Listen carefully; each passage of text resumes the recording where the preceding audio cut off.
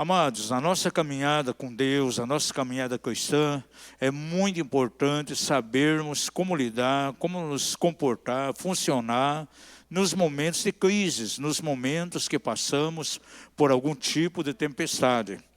E eu quero chamar a tua atenção nessa noite num texto aqui muito importante, e creio que o Espírito Santo vai ministrar ao teu coração, em Marcos capítulo 4.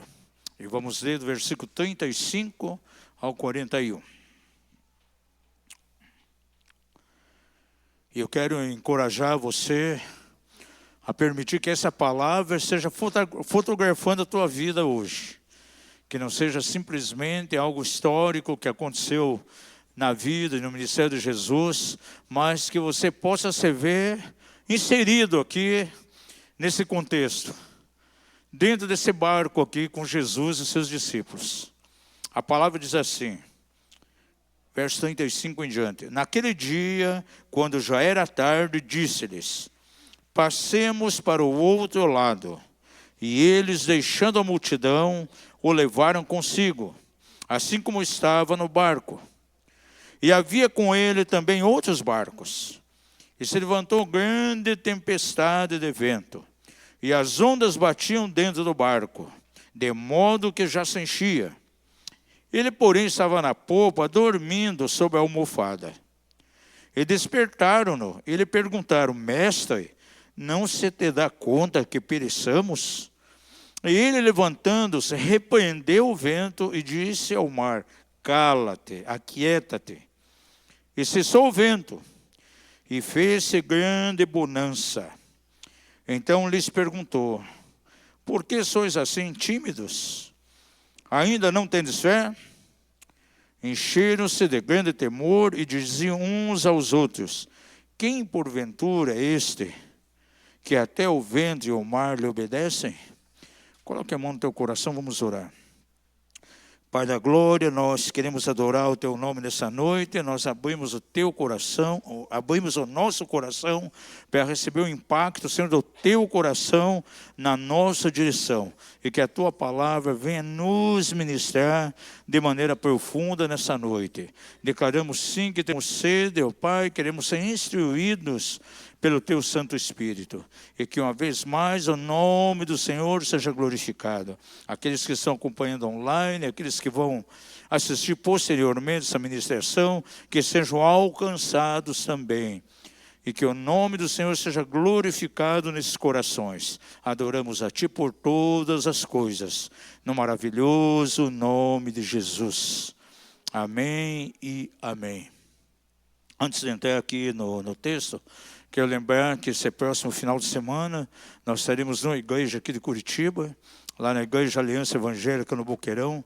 Teremos lá um seminário de 2 dias, sexta-feira à noite, sábado à tarde e à noite. E vamos tratar de um assunto muito importante. É um seminário de cura de igreja. Não é cura e libertação, mas é cura da instituição. É um tipo de ministério, de seminário, um tipo de ministério que nós temos já há muitos anos, onde nós trabalhamos de maneira profunda com a instituição. Eu entendo que não somente pessoas individuais precisam de libertação, mas muitas vezes igrejas locais como instituição. Como a igreja foi formada, ela é fruto de divisão, como ela surgiu? Quais as situações que houveram? Há igrejas que passaram por divisão, igrejas onde houveram pecados. Essas situações elas têm que ser resolvidas. Na verdade, a igreja, uma igreja local, ela tem uma vida, ela tem uma alma. E qualquer trauma que possa acontecer de maneira coletiva vai trazer certas consequências. E nesse seminário nós mexemos profundamente com isso. Se você vai estudar as igrejas da Bíblia, você vê que muitas delas tiveram situações desfavoráveis. Por exemplo, na igreja de Corinto, havia lá um padrão crônico de moralidade. E Paulo precisou escrever muitas vezes aquela igreja. Na igreja da Galácia, tinha muito controle e manipulação. E o Paulo escreve aos Gálatas, dizendo de maneira bem clara que eles estavam fascinados, sendo levados para outro ângulo, que era totalmente fora da revelação do Evangelho da Graça. As 7 igrejas da Ásia, 6 tinham problemas. Somente a igreja de Filadélfia estava numa situação boa. Em Tiatira tinha uma mulher que se dizia profetisa, que exercia controle e manipulação. O espírito de Jezabel estava ali. Quando você pega, por exemplo, a igreja de Pérgamo, houve ali algo muito terrível, um assassinato bem na hora do culto. Antipas, a fiel testemunha, que foi morta ali diante do altar. São situações que traumatizam a igreja. E precisa haver realmente uma cura muito profunda. Então, as igrejas da Ásia tinham sérios problemas. Então, nesse tipo de seminário, nós trabalhamos com a instituição. É feito um mapeamento. Quem já participou do CILSE sabe que nós trabalhamos aqui com a ficha de libertação. E nós temos uma ficha de libertação para a igreja também. Então, essa igreja nos enviou e a gente vai trabalhar em cima das coisas que aconteceram ali.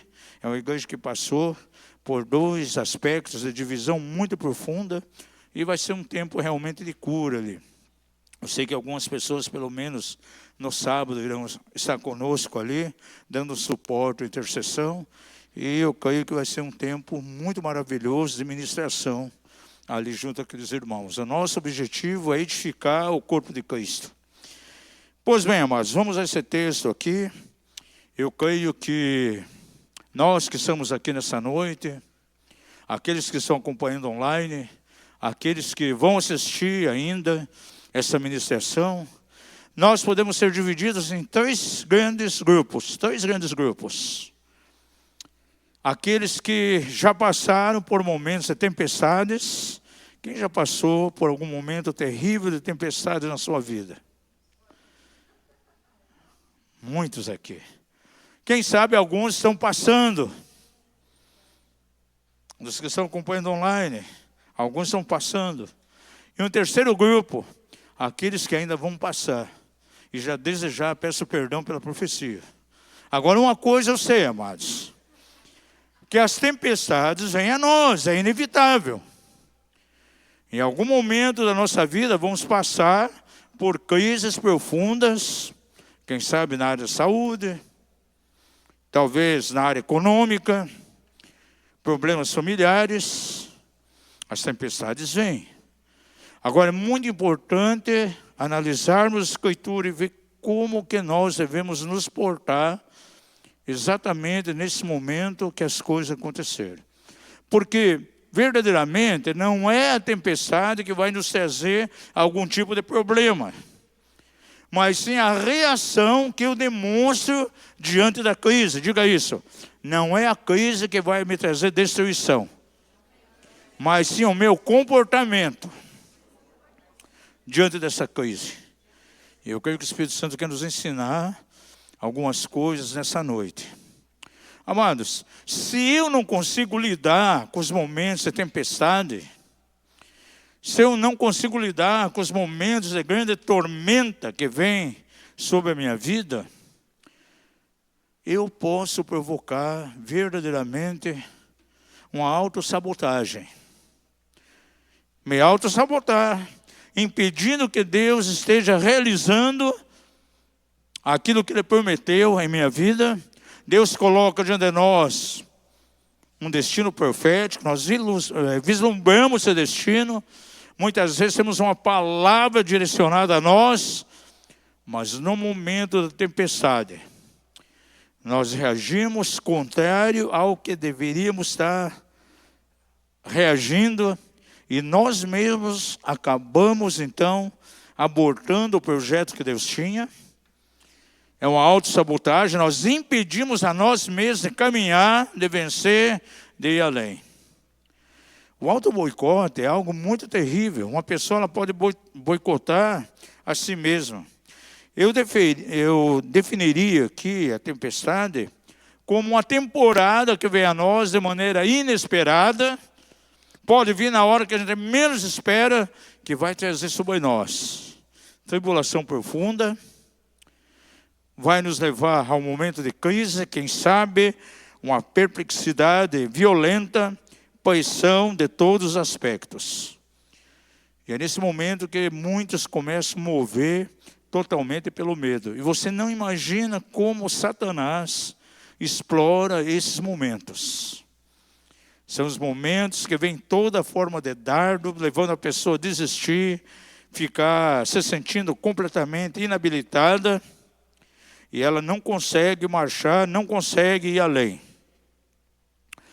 Diga ao seu vizinho, não são as tempestades que podem trazer um bloqueio na tua vida e sabotar aquilo que Deus tem para você, mas é o teu comportamento, a tua reação diante dessas tempestades.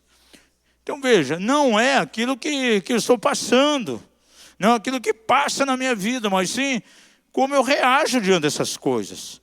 E é algo que o Espírito Santo quer te ensinar nessa noite de maneira profunda. E eu creio que quando vem essas tempestades, há três coisas muito importantes em termos de ação, que deve estar muito firme no nosso coração. Três coisas. E eu quero rapidamente falar sobre isso, depois ter um momento de oração com vocês.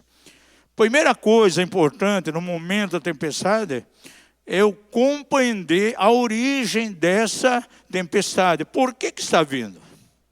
De onde ela está vindo? Veja, esse texto que nós acabamos de ler aqui, está bem claro, já no primeiro verso, que nós mencionamos aqui.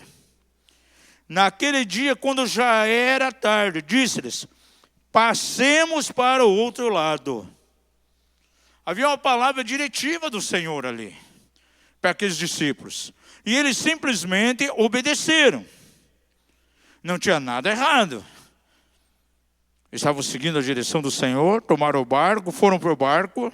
A palavra era bem clara, era para ir para o outro lado. Era a primeira vez que eles estavam saindo dos termos ali de Israel, indo para Gadara. Era uma palavra diretiva para eles. Então eles estavam em obediência. Lembra que alguns domingos atrás aqui eu estava pregando sobre as forças do inimigo, que muitas vezes vêm para tentar nos bloquear, muitas vezes tenta nos atingir, e que muitas vezes o inimigo ele age na ilegalidade. Muitos estão acostumados já a ouvir mensagem acerca de fechar portas, ação de demônios, no Silcio, a gente fala muito sobre isso. Satanás é um grande legalista, então ele vai tomar direitos legais para tentar bloquear e atacar, mas ele age também de maneira ilegal. Eu posso estar dentro de um aspecto de obediência, caminhando com o Senhor, alinhado com o coração de Deus, fazendo aquilo que Ele quer, mas de repente vir sobre mim um tempo de terremoto, um tempo de tempestade. Foi exatamente o que aconteceu aqui com esses discípulos. Veja, eles tinham a palavra do Senhor, eles estavam cumprindo aquilo que Deus queria, estavam indo lá com Jesus lá para a região de Gadara, e de repente aparece aquela tão grande tempestade. Ali, verdadeiramente, era uma situação de guerra espiritual. Há tempestades que podem vir a nós de maneira tão forte, que nada mais é que um ataque muito forte de Satanás para tentar nos bloquear. Diga ao seu vizinho, Satanás, ele é um legalista. Ele age quando há direitos legais, mas ele age também na ilegalidade. Eu dei até um exemplo aqui. Os invasores, por exemplo, sem terra.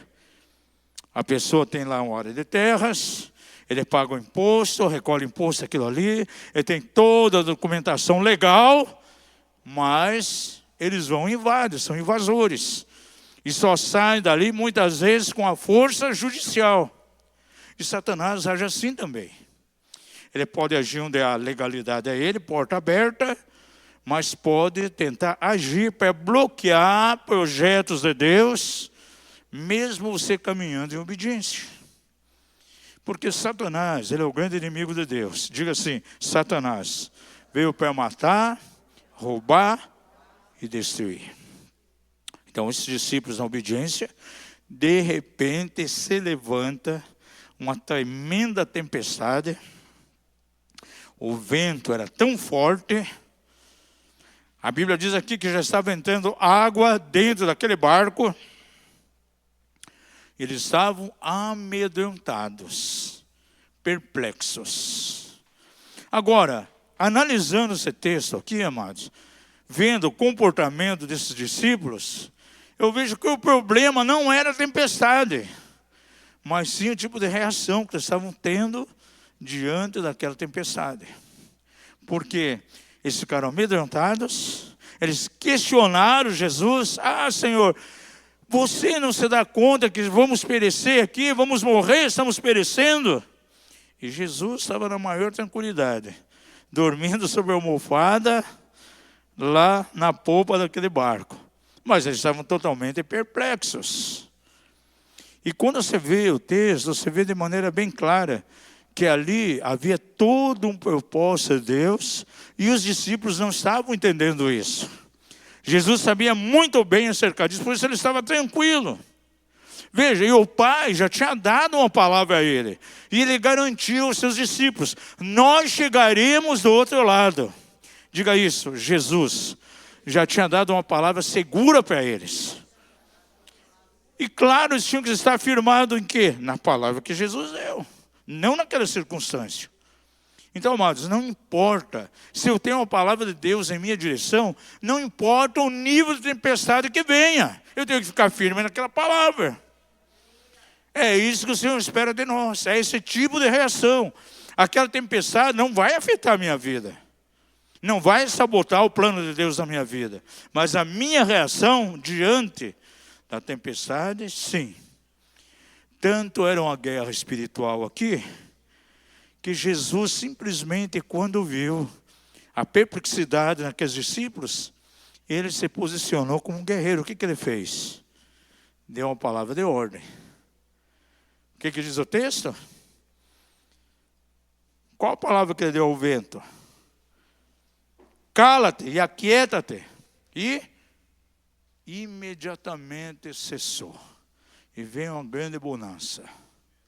Gente, se aquela tempestade fosse permissão de Deus, se Deus estivesse permitindo, Jesus não ia tomar essa reação no sentido de repreender. Então, primeira coisa, quando vem tempo de tempestade e crise, você tem que saber de onde que está vindo isso. Se você caminha em obediência, se você caminha alinhado com Deus, e de repente vem uma tempestade que se levanta, pode saber que é um bloqueio de trevas para tentar sabotar você, para tentar impedir que você chegue naquilo que Deus quer. E você tem que se posicionar como Jesus, como um guerreiro. E Ele é não somente o nosso Salvador, mas Ele é o nosso exemplo de vida aqui. E eu tenho que tomar uma atitude semelhante à que Ele tomou. Agora, há tempestades que podem vir por desobediência. Diga comigo, existem tempestades que vêm dentro de uma ordem maligna. E diante delas, eu tenho que me posicionar como guerreiro. Mas existem tempestades que vêm por desobediência. Nós acabamos de ouvir um testemunho aqui, né, Janaína? É uma tempestade que veio? Por quê? Porque simplesmente não cumpriu algo que Deus queria. Quer ver como isso é uma grande verdade? Abre a sua Bíblia lá em Jonas, capítulo 1.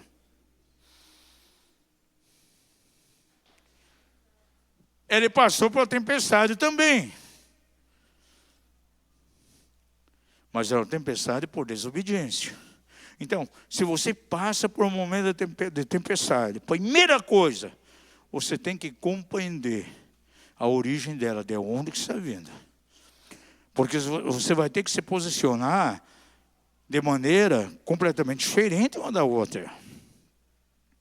Se é uma tempestade que vem por um ataque maligno, como veio aqui para Jesus e discípulos, você vai ter um tipo de comportamento, de resistência, de guerrear, de declarar, de confessar a palavra, de se levantar como guerreiro. Mas se a tempestade vem por uma desobediência, você tem que tomar o caminho que Jonas tomou. Aí vai entrar arrependimento, clamor, conserto diante de Deus. Veja o que diz aqui, verso 1 até o 4. Ora, veio a palavra do Senhor a Jonas, filho de Amitai. E a palavra do Senhor ele disse o seguinte: levanta-te, vai à grande cidade de Nínive e clama contra ela, porque a sua malícia subiu até mim.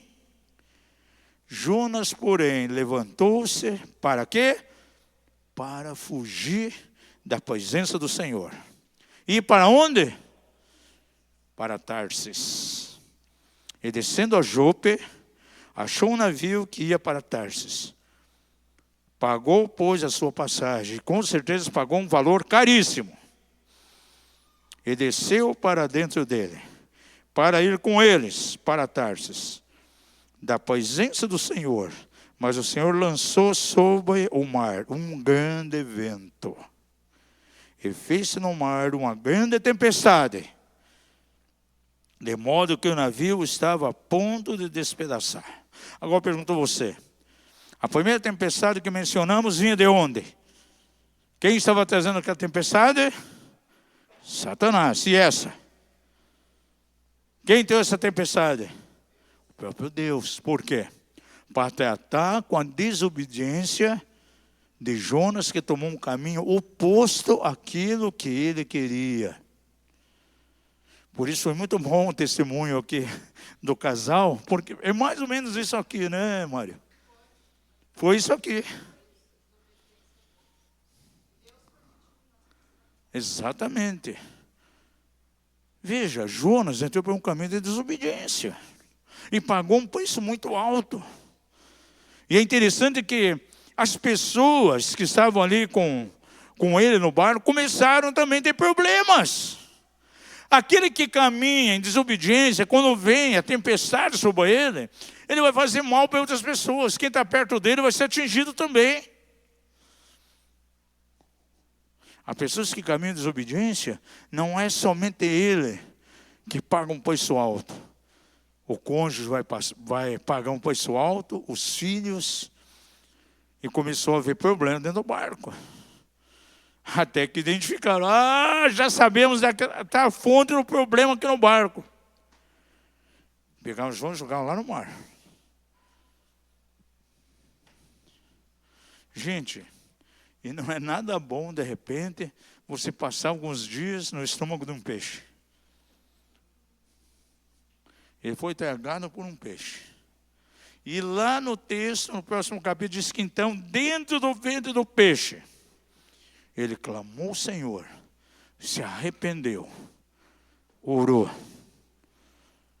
E Deus dá uma palavra de ordem ao peixe. Deus é tremendo. A natureza ouve a voz de Deus. Porque quando Jesus declarou, o próprio vento ouviu. Jesus falou ao vento e ele parou imediatamente. Falou a tempestade. E a tempestade aquietou-se. Agora, o Senhor fala com o peixe. E que coisa linda. O peixe não vomitou. Jonas lá no alto mar. Ainda foi lá na margem da praia. Diga ao seu vizinho, Deus é bom.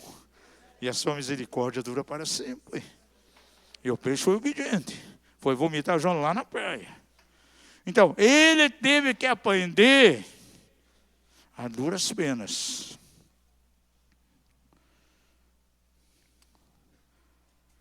Então veja, os discípulos, eles não conseguiam ver que era um momento de guerra espiritual.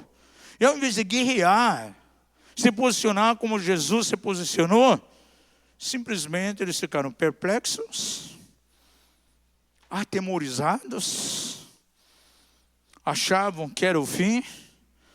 Quem sabe na mente deles, puxa, a notícia que vai correr amanhã aqui é que 12 homens foram afogados aqui no mar. É isso que vão estar falando por aí pelas redondezas. As reações na vida de uma pessoa podem determinar coisas seríssimas. A pior coisa que pode ter na vida de um cristão é o auto-boicote, ele boicotar a si mesmo, não são pessoas, mas ele mesmo, com sua atitude, se auto-boicota. Ou ele mesmo provoca uma sabotagem para ele mesmo. Hoje é muito comum as pessoas querendo sabotar as pessoas, derrubar ela, querendo tomar o lugar, tal. Mas quando vem tempestade, a pessoa reage dessa maneira, como os discípulos reagiram, ele está autossabotando, ele não vai alcançar aquilo que Deus quer. A pessoa mesmo que aborta todo um projeto de Deus. Diga ao seu vizinho, com as tuas atitudes, nos momentos de tempestade, você pode estar aí bloqueando aquilo que Deus quer fazer em tua vida. E vou dar um segredo para vocês. Os momentos que Satanás e as forças demoníacas mais procuram tentar influenciar pessoas, é exatamente nos momentos que elas estão passando por grandes tempestades. Desacreditar acerca do poder de Deus, tentar convencer da incapacidade dela, é uma das táticas de Satanás. Estudando a palavra de Deus, veja, quando a gente se converte, a gente não tem um entendimento muito forte, mais profundo nas coisas.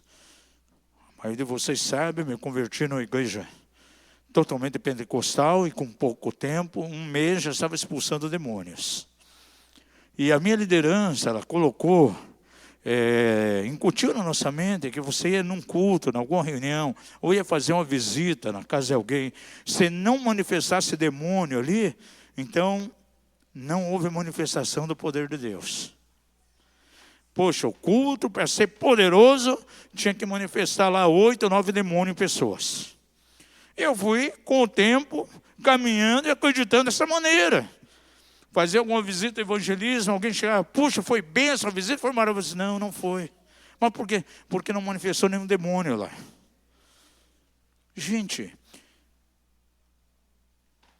mexendo hoje com libertação, com cura interior, eu vejo. Nós temos seminários em algumas igrejas enormes. Os endemoniamentos que vêm, 2%, 10%. Nós temos o Silce aqui. Houveram alguns endemoniamentos, mas posso considerar o quê? Uns 5, 6%. Porque não é vontade de Deus que esse demônio fique se manifestando. E sabe o que eu tenho descoberto ao decorrer dos anos na palavra de Deus? Que a base majoritária de manifestação de Satanás é em cima das influências sobre as pessoas e não endemoniamento.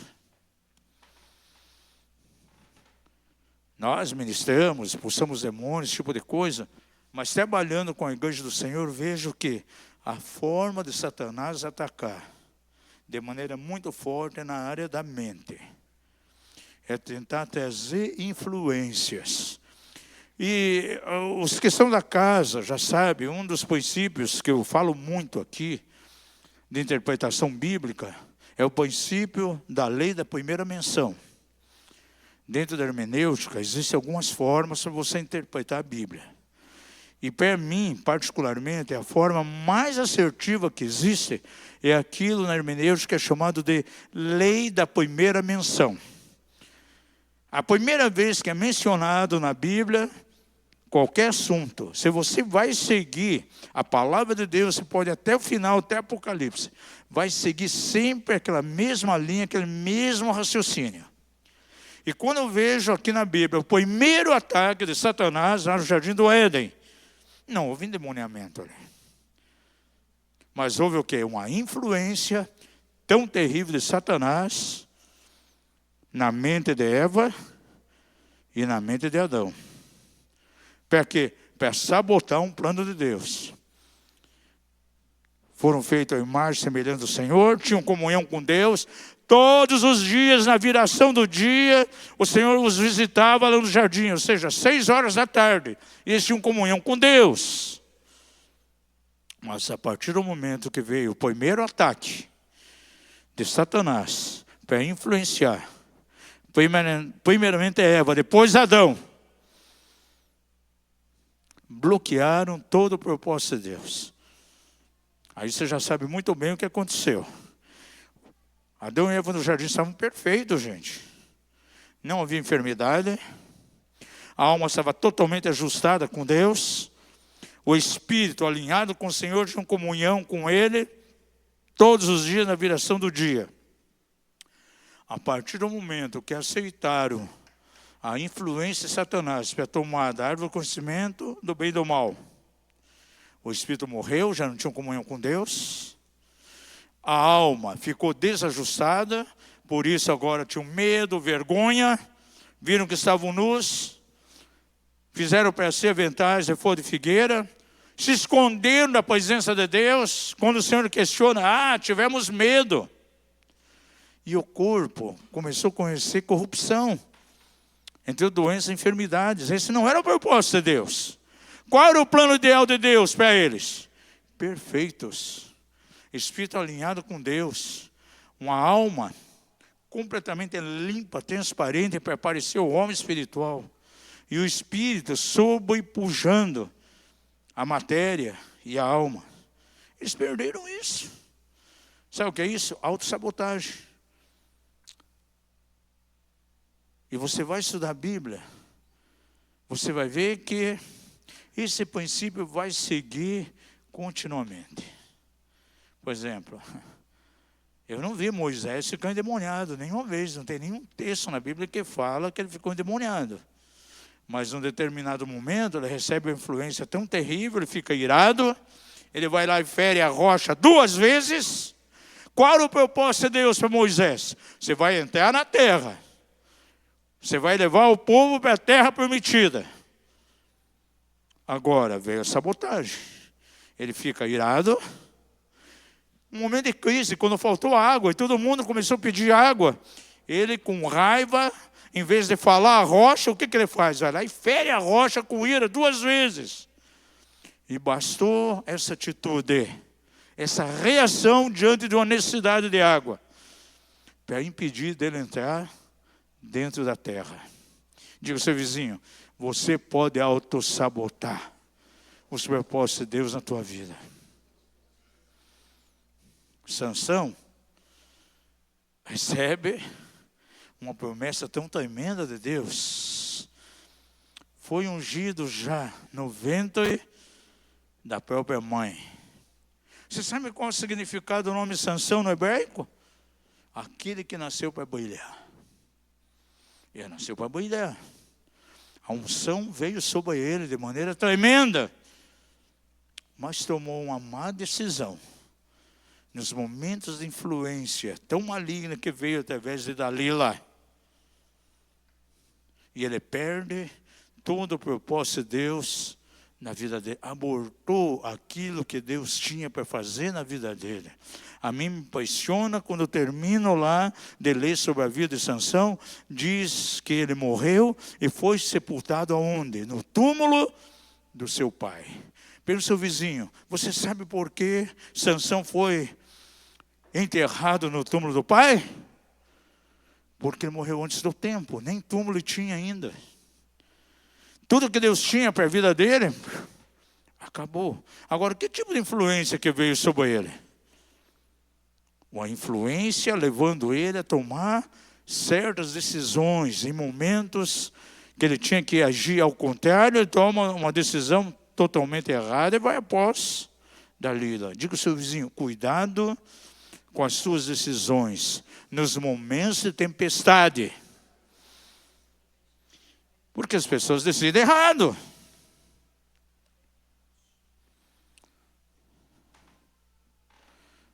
Davi, o seu grande desejo de construir, ainda que com seu tabernáculo, mas ele tinha um desejo de construir uma casa para Deus. E foi impedido. Agora, Davi alguma vez ficou endemoniado? Não. Mas seguiu sugestões malignas com relação a Betseba. E aquilo ali foi um desastre na vida dele. No momento que tinha que se portar como guerreiro, os outros foram guerrear. Diz lá em Samuel capítulo 11 que ele ficou aonde? Em sua casa, em seu palácio, fazendo o quê? Simplesmente dormindo. Diga ao seu vizinho, nos momentos de guerra, você tem que guerrear. Não permitir a passividade. Salomão, O homem mais sábio da face da terra. Gente, que experiência que ele teve com Deus. Como Deus se relacionou, como Deus falou com ele de maneira tão tremenda. Mas alguém que abortou todo o propósito de Deus na vida dele. Você vê na palavra de Deus Salomão alguma vez endemoniado? Não, mas você vê ele caminhando debaixo de influências más, que veio sobre a onde? Sobre a mente dele. Diga ao seu vizinho, talvez você tenha medo de ficar endemoniado, mas você pode ser influenciado também na tua mente. Pedro foi influenciado. Mateus 16. E foi tão terrível que ele chega para Jesus e diz, não, Senhor, não vá até Jerusalém, você vai ser crucificado ali. O que Jesus falou para ele? Para trás de mim, Pedro, foi isso? Para trás de mim o quê? Satanás, que não conhece os propósitos de Deus, mas só aquilo que é dos homens. E Pedro era tão susceptível a isso, que Jesus, com aquele que é o vigilante por excelência, ele chega e diz para Pedro assim, olha Pedro, Satanás pediu para cirandar você, mas eu orei para você, para que a tua fé não desfaleça. Diga ao seu vizinho, a mente do ser humano, a mente de um cristão, pode ser uma pista aberta, para todos os capetinhas virem e aterrissarem ali. E esses capetinhas vão moldar pensamentos que se tornam em sentimentos. Sentimentos se tornam em ações. E a pessoa, de repente, aborda tudo aquilo que Deus tem para fazer. Então, siga esse raciocínio na Bíblia. Se é a manifestação do demônio, vão mandar embora. Agora, se vem dardos inflamados na mente da pessoa, ela tem que repreender isso daí. Agora veja a maneira que estava acontecendo aqui. Os discípulos não estavam tendo esse tipo de discernimento, gente. Que era um momento de guerra espiritual. Tinham que guerrear e não guerrearam. Primeira coisa, diga assim, primeira coisa, quando vem a tempestade, eu tenho que discernir a origem dela. De onde ela está vindo? É um ataque do diabo ou é por desobediência? Isso vai requerer comportamentos diferentes. Segunda coisa, muito importante, que você precisa aprender nessa noite, é medir a tempestade, a dimensão dela, a magnitude, e também o tempo. Por que estou passando por essa crise tão prolongada? Qual é a dimensão? É interessante que os discípulos não conseguiam ver isso. E ali, a dimensão daquele ataque do inimigo foi imenso, e eles não conseguiam ver isso. E sabe só quando eles foram perceber? Se você estudar o capítulo 5, você vê que depois que você fez bonança, eles chegaram até do outro lado, chegaram em Gadara. E qual foi a primeira coisa que eles encontraram ali em Gadara? O que o capítulo 5 registra? Encontraram um homem endemoniado, com uma legião. Esse homem andava pelos sepulcros, pelos cemitérios, subia as montanhas, os montes, cheio de corrente, gritando, cheio de demônios. E Jesus simplesmente chegou e repreendeu aqueles demônios. Qual é o nome? Legião, porque somos muitos. Deu uma palavra de ordem, os demônios foram embora. Os discípulos observaram aquilo. Aí lembraram de Jesus. Pouco antes, repreendendo o vento, repreendendo a tempestade. Aí eles entenderam que estavam envolvidos numa tremenda guerra. Se tratava de uma guerra espiritual, porque estavam em obediência, mas aconteceu aquele tipo de coisa. Agora veja, qual era a tática do diabo? Por que tanta fúria? Por que um vendaval, uma tempestade para destruir aquele barco, para exterminar com tudo? O diabo sabia muito bem que do outro lado existiam exatamente 10 cidades que precisavam ser atingidas pelo Evangelho. E que alguém seria salvo e seria o canal para avivamento, para abençoar 10 cidades. E você acha que o diabo estava contente e queria isso? Claro que não. Porque aquele homem convertido, a Bíblia registra que ele evangelizou Decápolis. Decápolis era um território formado por 10 cidades. Sem fazer nenhum seminário, nenhum curso de evangelismo. Não foi lá para o evangelismo de fogo do Hernhard Bonke. Não viu nenhuma mensagem de Billy Graham, nada. Mas simplesmente ele foi e evangelizou. Ele ganhou 10 cidades para Jesus. O que Satanás estava querendo? Impedir que 10 cidades passassem por avivamento e fossem salvos. Impedir que o evangelho do reino resplandecesse e tantas pessoas alcançassem Jesus. Veja, há coisas que acontecem, você vai ver a dimensão disso só depois. Na minha vida já aconteceu coisa, só fui entender o porquê depois. Por exemplo, 3 anos e meio de deserto, de posição de todos os lados, na área econômica, posição espiritual. Vou entender que tínhamos que guerrear contra trevas naquele momento. Só depois de passar por esse tempo, as portas se abriram para os seus. As portas se abriram para outras nações. O diabo sabia muito bem o projeto de Deus. E claro que tentou impedir, e de acordo com a minha reação, poderia entrar nessa dimensão que Deus queria ou não. Diga ao seu vizinho, você precisa medir a magnitude, a dimensão da tempestade quando vem para você. E a questão do tempo também. Eu sei que é uma batalha. Há irmãos que enfrentam mal físico. Senhor, eu sei que Tu és Jeová Rafá, Tu és aquele que me cura, mas eu vejo o meu corpo, estou enfermo, estou doente, não acontece nada. Ah, Senhor, eu sei que Teu nome é Jeová Jiré, Tu és o meu provedor, mas estou atravessando por um tempo de pressão econômica violenta. Ah, Senhor, o que está acontecendo? Ah, Senhor, sei que Tu és o meu libertador, mas vivo numa crise violenta e não consigo sair disso, não consigo experimentar a libertação. O que está acontecendo?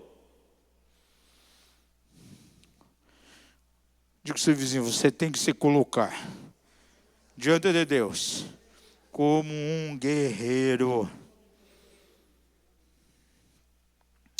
Veja aí no verso 38. Os discípulos falaram a Jesus aqui, Marcos 4:38, mestre, não se te dá conta que perecemos? Em outras palavras, estão dizendo, mestre, puxa, parece que você não se importa com nós. Nós estamos aqui quase morrendo, mestre. E na boa, dormindo. Na almofada e aonde? Na popa. Comportamentos totalmente diferentes.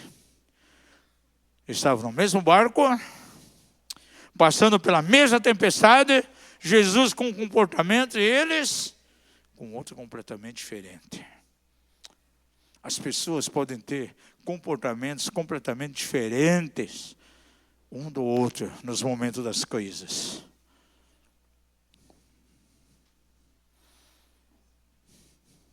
Tem uma mensagem onde eu coloco lá uns 25 tipos de comportamento em alguém que está passando por crise e ele não confia em Deus. E uns 20 comportamentos que é totalmente inverso daqueles que confiam no Senhor.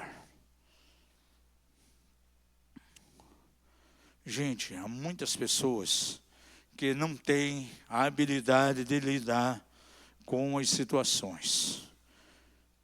Não tem a sabedoria, não busco, não procuro compreender, ver o foco, de onde está vindo isso. Senhor, eu vivo em obediência, eu faço a tua vontade, eu estou seguindo os seus princípios. Eu tenho alinhamento quase todo mês lá na igreja tal. Por que está acontecendo isso? E o Senhor está chamando ele, está requerendo que ele entre numa posição de guerra, que ele seja um guerreiro, não se conforme com aquilo. Ele tem que verificar também, Senhor, eu estou obedecendo de maneira radical aquilo que tu desejas da minha vida? Essa coisa que eu passo hoje não é fruto da minha desobediência? Porque conforme a fonte, conforme a origem, vai requerer um certo tipo de comportamento da minha parte. Diga ao seu vizinho, o teu comportamento diante da tempestade depende da origem da tempestade. Isso é muito importante para nós. Quer ver algo simples que acontece no decorrer do dia a dia de muitos cristãos?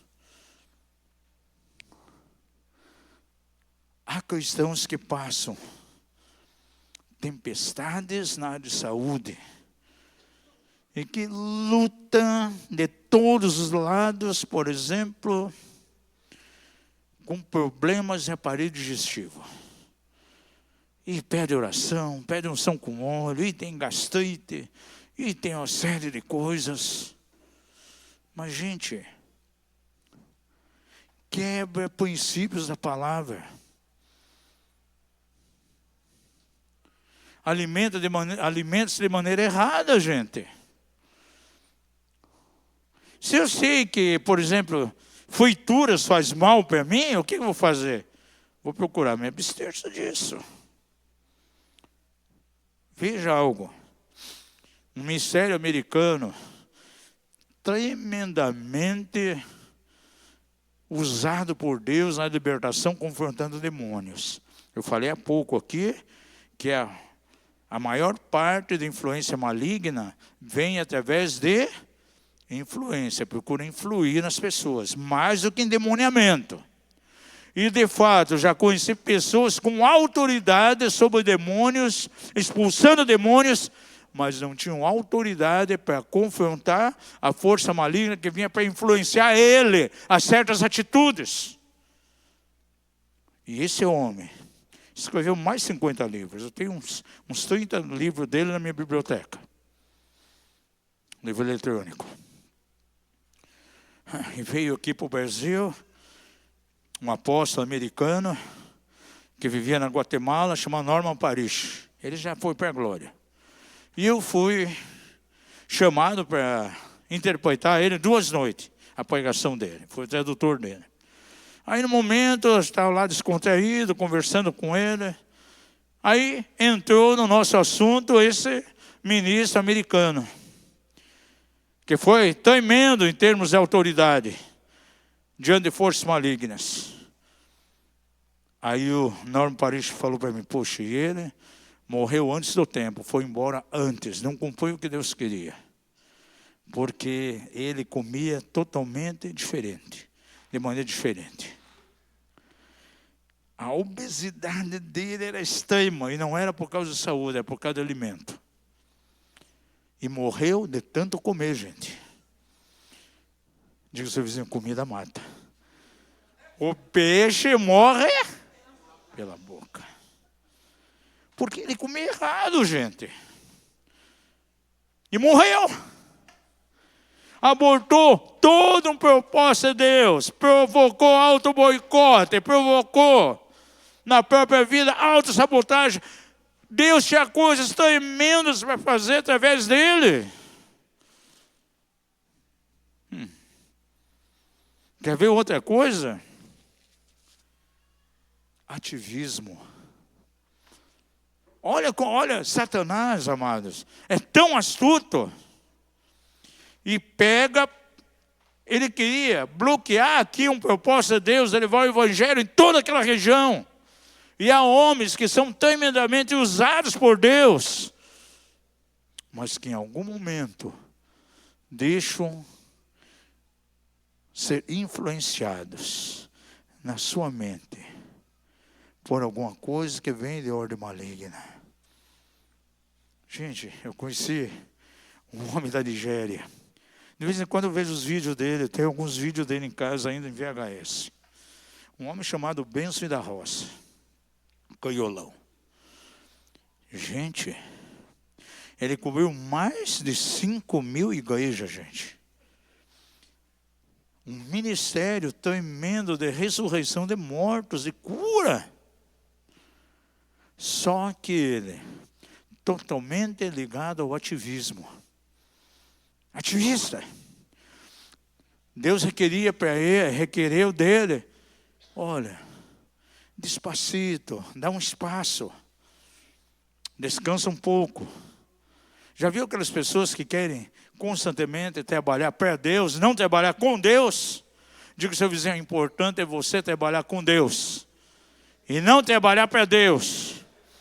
Tem obreiro, você olha, estou na obra 20 anos, nunca tirei férias até hoje, bate no peito com orgulho ainda. Está cavando um buraco. Muitas vezes não tem nem tempo para a família. E ele era totalmente ligado ao ativismo. Morreu antes do tempo. Podia continuar anos e anos e anos. O amigo Rony Chaves estava uma época numa onda de ativismo. Aí estava pregando no púlpito. Teve um impacto no coração, gente. Caiu no púlpito ali. Aí um médico da igreja foi ver, estava com problema cardíaco.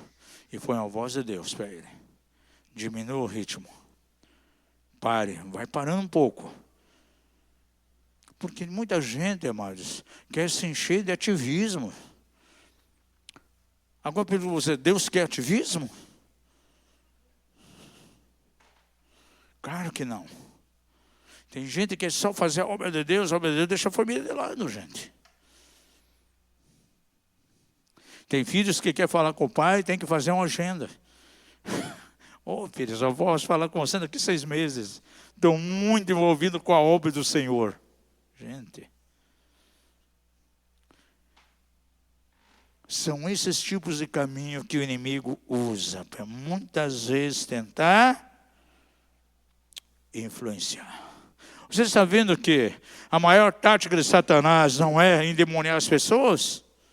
É exercer uma força na mente para tomar decisões erradas nos momentos de dificuldade?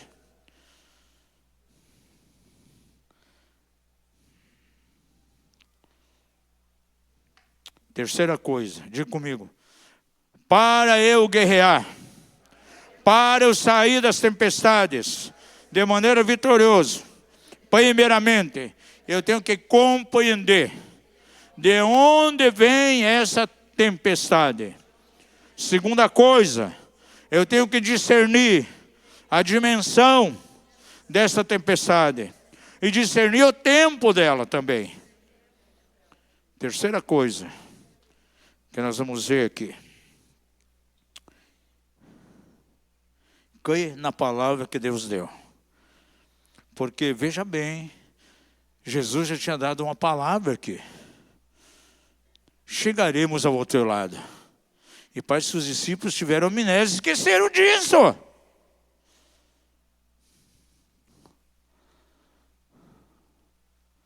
E naquele momento que veio a tempestade, eles olharam mais para aquilo que estava acontecendo do que exercitaram fé na direção da palavra que Deus tinha dado. Paulo escreve lá de maneira bem clara, em 2 Coríntios 5,7, você pode ver aí, porque andamos por fé e não por vista. E nesse momento de crise, nesse momento de grande tempestade, o que Satanás mais procura fazer é levar você a caminhar naquilo que é visível, e não por fé. O que é fé? É a prova do quê? Das coisas que não se veem. E qual é o fundamento? Aquilo que se espera. E o diabo quer tirar nesses dias a esperança e levar as pessoas a viver naquilo que é visível.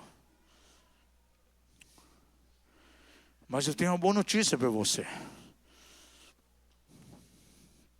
Adão e Eva falharam, sabotaram o propósito de Deus. Caim foi influenciado, tinha todos os direitos de Abel, mas tomou uma decisão completamente errada, não se endemoniou, mas tomou uma decisão completamente errada, seguiu uma direção de influência na sua mente, perdeu tudo aquilo que Deus tinha para ele, diz que se tornou vagabundo, errante na terra, sem destino. Sansão perdeu aquilo que Deus tinha para ele. Davi abortou um plano de Deus na vida dele. Salomão também. Mas a Bíblia registra um homem, aleluia, que não se deixou de maneira nenhuma ser levado a tomar decisões erradas no momento de grande dificuldade. O Filho do Homem, Jesus. Porque ali no deserto foi o tempo mais difícil para ele, gente. 40 dias no deserto. E olha, Satanás aparece para ele e traz uma necessidade legítima. Imagine. Faz com que essas pedras se tornem pães.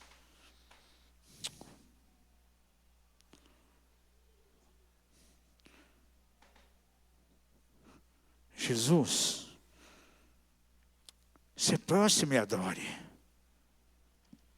Ah, você é filho de Deus? Se atira do pináculo do templo. Naquele momento, havia todo o caminho, toda a oportunidade ali para Jesus seguir a orientação que o diabo estava dando e se deixar ser seduzido. Mas ele tomou uma postura de guerreiro e ficou firme. Não só de pão viverá o homem, mas também em Satanás está escrito: somente ao teu Deus adorarás, ao Senhor teu Deus.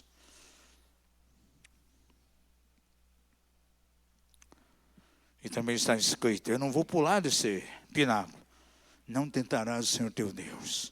E ele venceu. E essa vitória que ele quer impartir em nossa direção.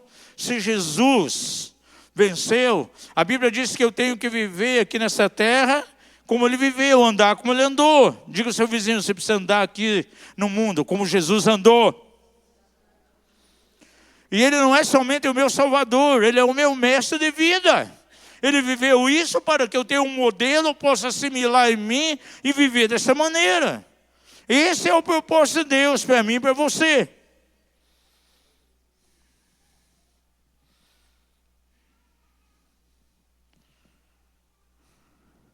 No coração de Jesus estava firme. Passemos para o outro lado. Aconteça o que acontecer. Venha a tempestade que for. Venha o vendaval que for. Não importa o nível da tempestade. Passaremos para o outro lado. A tempestade, o clima, os ventos, os relâmpagos, as intempéries, jamais pode mudar a palavra que Deus libera em nossa direção. Eu vou ficar firme nessa palavra. Há pessoas enfermas, têm uma convicção porque Deus deu a ela uma palavra declarando que haverá cura. Fique firme nessa palavra. Em algum momento ela vai chegar. Portas que serão abertas. Deus deu uma palavra, ela vai se abrir. Vai ser aberta. Num determinado momento vai chegar. Agora você tem que guiar para que isso seja uma realidade. Eu gosto muito da palavra que Deus dá através de Paulo a Timóteo. Ele diz assim: acerca das profecias que houve sobre ti, milita sobre elas a boa milícia. Você sabe o que significa isso? Quem tem palavras proféticas do Senhor para a tua vida? Ah, mas já faz 20 anos, não se cumpriu. Ah, faz 10 anos que essa palavra veio, não aconteceu nada até hoje.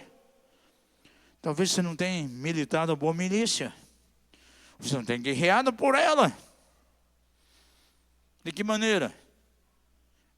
Rememorando essa palavra o tempo todo, colocando em oração, declarando a palavra de Deus, repetindo ela. Aquilo que o Senhor fala no capítulo 2 lá de Abacuque. Essa é a visão, escreve essa visão. Deixa registrado. Até aquele que passa correndo vai conseguir ler. É algo que tem que estar vivo. Mas parece que alguns cristãos têm amnésia. Acaba esquecendo, gente. Os discípulos esqueceram. Em pouquinho tempo. Vamos passar para o outro lado. Aí veio o quê? Medo, perplexidade. Achavam que ia morrer. Não interessa, amados. Talvez alguns estão passando hoje por tempestade, eles estão gritando. O nosso comportamento tem que ser outro. Nós vamos crer no Senhor. Vamos confiar nele. E se Jesus está no barco, vamos atravessar isso. E chegaremos do outro lado. Em nome de Jesus. Talvez está passando hoje aqui por um tempo terrível de batalha. Deus está chacoalhando de maneira forte. A tempestade que veio sobre você é intensa. Procure ver hoje de onde está vindo isso. Talvez do outro lado, Deus tem algo tão tremendo para concretizar. E o diabo sabe muito bem disso. E ele está tentando vir na tua direção para influenciar a tua mente, para que você tome decisão errada. E aborte esse propósito de Deus. Fazer com que você venha auto-sabotar e não experimentar de maneira tão tremenda aquilo que Deus tem para a tua vida. Diga ao seu vizinho, você não pode morrer que nem o gato do Ambrósio. Sabe o que é isso? Morrer que nem o gato do Ambrósio? O Ambrósio era um gaúcho. Criava gado, porco. Ele gostava de fazer carne salgada. No tempo que nem tinha geladeira, gente. E o gaúcho, ele usava lá um armário de tela, uma fiambeira, e deixava pendurado ali, salgado a carne, para ir curtindo.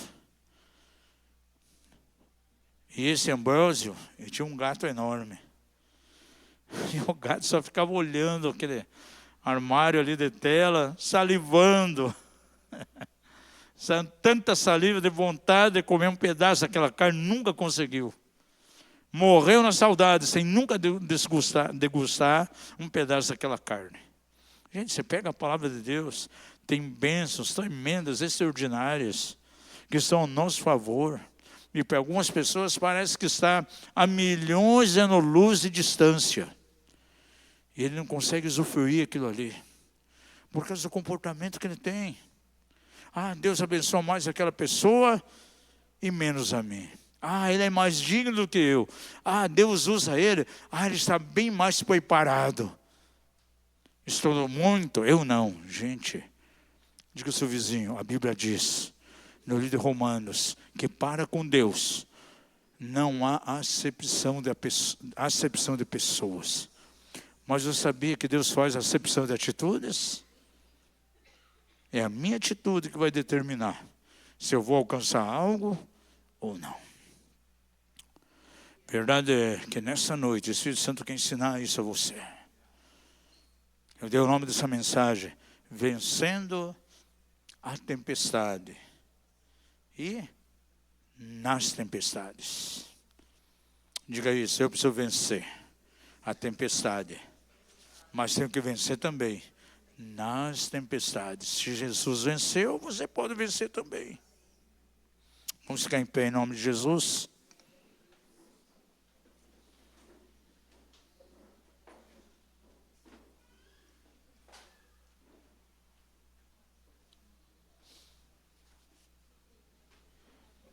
Os tempos que vivemos aqui no Brasil são tempos de perplexidade. As pessoas não sabem o que vai acontecer amanhã. As pessoas são perplexas com relação a 2026. Gente, se a nossa esperança está depositada simplesmente em homens, em governo, nós podemos ser as pessoas mais decepcionadas aqui nesse país. A tua esperança tem que estar firme em Jesus. Independente do que aconteça na área política. Sabe por quê? Quero encerrar com isso. Quando você lê lá em Isaías, no capítulo 6, diz assim: no ano em que morreu o rei Uzias, eu vi a glória do Senhor. E sabe que tempo era aquele? Era um tempo semelhante aos dias que nós estamos vivendo hoje. Era um tempo de perplexidade. Uzias havia morrido. E viria um novo rei. E a instabilidade política, social e econômica naqueles dias estava abalado. Havia um abalo tremendo. E foi nesse contexto que Isaías se levanta e diz: independente de tudo que está acontecendo aqui na terra, essa transição política, o novo rei que está vindo, a morte do rei Uzias, no entanto, os meus olhos viram o rei, assentado no seu trono. E independente do que aconteça aqui no Brasil, na América do Sul, o Senhor está no seu trono. Ele diz: e as orlas das suas vestes, aleluia, enchia o templo.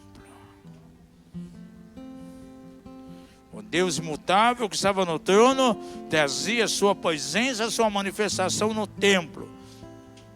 E a sua glória, as suas vestes tocavam o templo e era algo visível. A nossa esperança está no céu, no trono de Deus. Ele é poderoso para fazer coisas tremendas, gente. Deus pode mudar a história de maneira rápida.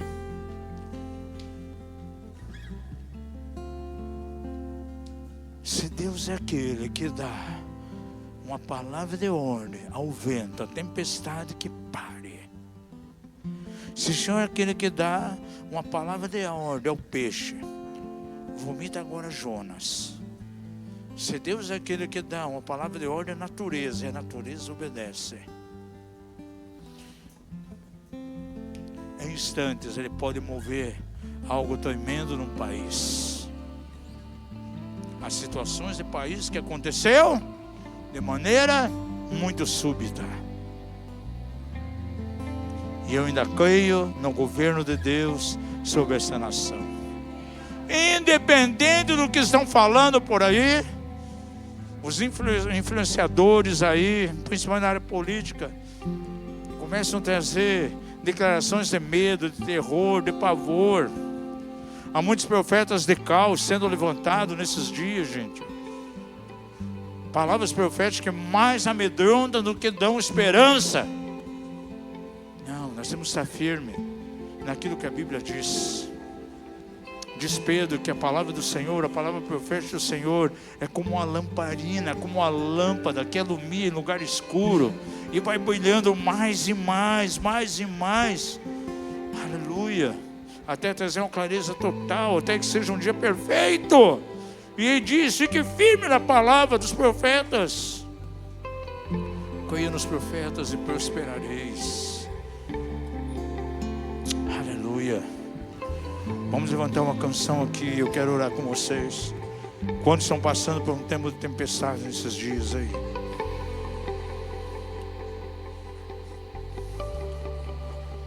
Aleluia. Jesus quer animar o teu coração. Jesus quer tirar todo o temor, todo o medo. O coração daqueles homens estavam cheios de timidez, cheios de medo. O medo é uma arma tão terrível nas mãos de Satanás, nos bloqueia. Os questionamentos, tem pessoas que questionam a Deus. Os discípulos questionaram: Senhor, não se dá conta que pereçamos? olhos têm que estar fixos no Senhor.